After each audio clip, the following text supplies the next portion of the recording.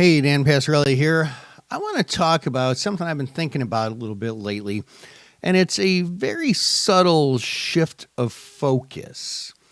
So, what we've been focusing on for a while is inflation and how interest rates affect that, and of course, how the economy is doing affects all that, and employment is employment slash unemployment is part of that.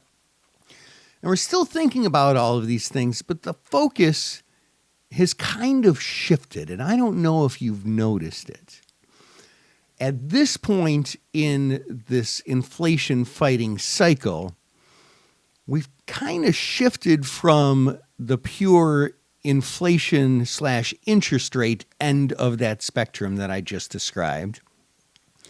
And we're focusing more now because inflation has been getting under control. They're not quite done, but it's been getting under control. So now we're focusing a little bit more on the opposite side of that spectrum, the unemployment situation in the economy. All right? We still have that entire spectrum that we're focusing on, but now the question's becoming less, are we going to have disinflation? Because we've had some of that. To, are we going to have this soft landing? Are we going to go into recession, or are we going to be able to pretty much avoid that? So it's a very subtle difference, subtle shift of focus, but a key one.